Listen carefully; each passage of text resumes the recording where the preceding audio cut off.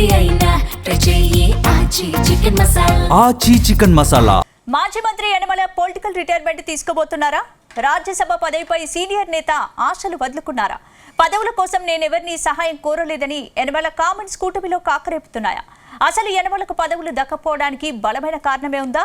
ముఖ్యంగా కాకినాడ సెస్ భూముల వ్యవహారంపై యనమలకు పదవి అడ్డుగా మారిందా? Let's watch the story.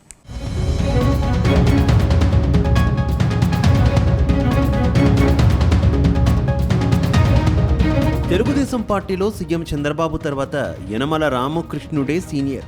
TDP ఆవిర్భావం నుంచి ఆ పార్టీలో అత్యంత కీలకమైన నేతగా, మేధావిగా, వ్యూహకర్తగా ఓ వెలుగు వెలిగారు.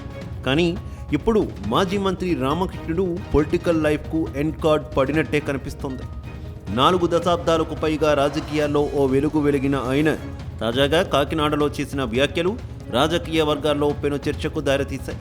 పదవుల కోసం నేను ఎవరినీ సాయం కోరలేదు, భగవంతుడు అనుకున్నది మన జీవితంలో జరుగుతుందంటూ ఆయన చేసిన కామెంట్స్తో పొలిటికల్గా రిటైర్మెంట్ ప్రకటించారనే చర్చ జరుగుతోంది.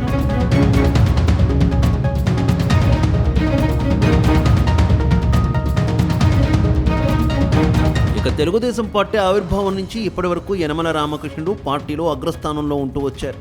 ఎమ్మెల్యేగా, మంత్రిగా, అసెంబ్లీ స్పీకర్గా ఆయన రికార్డు సృష్టించారు. చంద్రబాబుకు నమ్మిన బంటుగా పార్టీకి ఆర్థిక, రాజ్యాంగపరమైన అంశాల్లో దిశానిర్దేశం చేస్తూ వచ్చారు. ఇటీవల ఎమ్మెల్సీగా ఆయన పదవీకాలం ముగిసే వరకు ఏదో ఒక పదవిలో ఉంటూనే ఉన్నారు. అయితే ఎమ్మెల్సీ గడువు ముగిసిన తర్వాత పార్టీ అధిష్టానం ఆయనకు తదుపరి ఏ బాధ్యత అప్పగించలేదు. ప్రస్తుతం రాష్ట్రంలో కూటమి సర్కార్ అధికారంలో ఉంది. దాంతో యనమల రామకృష్ణుడు రాజ్యసభకు వెళ్లాలని ఆకాంక్షిస్తున్నట్టు పార్టీ వర్గాల్లో ఎప్పటినుంచో ప్రచారం జరుగుతోంది. ఢిల్లీ స్థాయిలో పార్టీ వాణిని వినిపించేందుకు తనకున్న అనుభవం ఉపయోగపడుతుందని ఆయన భావించారు. కానీ ప్రస్తుత రాజకీయ సమీకరణాల దృష్ట్యా అధిష్టానం ఆ దిశగా ఆలోచించడం లేదని క్లారిటీ వచ్చేసింది. రాజ్యసభ అడిగితే వచ్చేది కాదు, మనం అనుకున్నది భగవంతుడు చేయడంటూ యనమల అనడం వెనుక తనకు పదవి దక్కదని ఆయన ముందే గ్రహించారా అనే చర్చ మొదలైంది.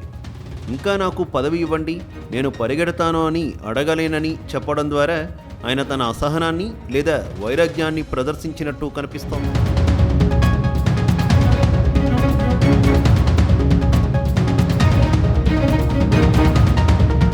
మరోవైపు 2024 ఎన్నికల సమయానికి యనమల రామకృష్ణుడు ఎమ్మెల్సీగా ఉన్నారు. గత అసెంబ్లీ ఎన్నికల్లో కుమార్తె దివ్య ఎమ్మెల్యేగా గెలిచారు.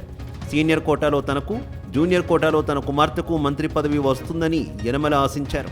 కానీ యనమల ఆశలు నెరవేరలేదు. చివరకు ఆయన ఎమ్మెల్సీ పదవి కూడా ముగిసింది. ఆ తర్వాత ఖాళీ అయిన 5 ఎమ్మెల్సీ సీట్లలో బీసీ కోటాలో తనకు సీనియర్గా చంద్రబాబు అవకాశం ఇస్తారని ఆశించారు. కానీ ఎమ్మెల్సీగా కంటిన్యూ చేసేందుకు సీఎం చంద్రబాబు ఒప్పుకోలేదు. అంతేకాదు, ఎప్పటి నుంచో రాజ్యసభలో అడుగు పెట్టాలని అనుకుంటున్నారు. అది కూడా ఆయనకు దక్కలేదు. గవర్నర్ పదవి ఇస్తారని ఆయన అనుచరులు ప్రచారం చేసుకున్నారు. అయినా అధిష్టానం పట్టించుకోలేదు. దాంతో ఆయన పార్టీ హైకమాండ్ తీరుపై తీవ్ర అసంతృప్తిలో ఉన్నట్టు ప్రచారం జరుగుతోంది. కానీ ఇప్పుడు సీన్ రివర్స్ అయింది. మాజీ మంత్రి యనమల తీరుపై హైకమాండ్ గుస్సవుతోంది.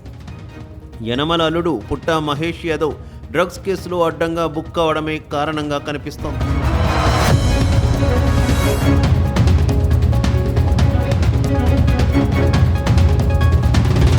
అయితే మాజీ మంత్రి యనమల రామకృష్ణుడి పొలిటికల్ గ్రాఫ్ తగ్గడానికి ఇటీవల జరిగిన కొన్ని పరిణామాలు కూడా కారణంగా తెలుస్తోంది.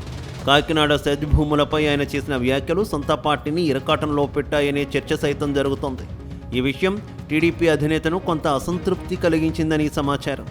ఇటీవల హైదరాబాద్లో ఆయన అల్లుడు ఒక డ్రగ్స్ కేసులో పట్టుబడడం యనమల ప్రతిష్టను దెబ్బతీసిందనే ప్రచారం సైతం జరుగుతోంది. ఇప్పటి వరకు రాజకీయంగా క్లీన్ ఇమేజ్ ఉన్న ఆయనకు ఈ ఘటన వ్యక్తిగతంగా, రాజకీయంగా కూడా పెద్ద ఎదురు దెబ్బగా మారింది. అలాగే పార్టీ మనుగడ కోసం శత్రువులకు కూడా సాయం చేశానంటూ యనమల అనడం ద్వారా పార్టీ పట్ల తనకున్న నిబద్ధతను చాటుకుంటూనే తన సేవలకు తగిన గుర్తింపు లభించలేదనే ఆవేదనను వెల్లబుచ్చినట్టు అనిపిస్తోంది.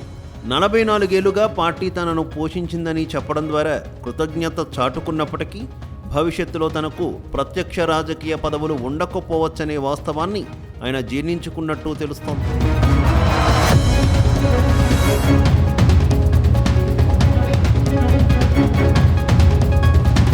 మొత్తం మీద టీడీపీ ఇప్పుడు యువరక్తాన్ని ప్రోత్సహించే దిశగా అడుగులు వేస్తోంది. సీనియర్లకు గౌరవప్రదమైన స్థానం కల్పిస్తూనే క్రియాశీలక పదవుల నుంచి వారిని తప్పించి కొత్త వారికి అవకాశం ఇవ్వాలని భావిస్తోంది. ఈ క్రమంలోనే యనమలకు ఇక రాజకీయ విశ్రాంతి తప్పదని ఆయన సన్నిహితులు సైతం గుసగుసలాడుకుంటున్నారు. అయితే కాకినాడ వేదికగా యనమల చేసిన ఈ భావోద్వేగ వ్యాఖ్యలు ఒక సుదీర్ఘ రాజకీయ అధ్యాయం ముగింపునకు నాందిగా కనిపిస్తున్నాయి. అంతేకాకుండా పదవులను పొందిన యనమల ఎప్పుడు అడిగినా దక్కని పరిస్థితిని ముందే పసిగట్టి గౌరవప్రదంగా తప్పుకోవడమే మేలని భావిస్తున్నారా? కాలమే సమాధానం చెప్పాలంటున్నారు పొలిటికల్ పరిశీలకులు.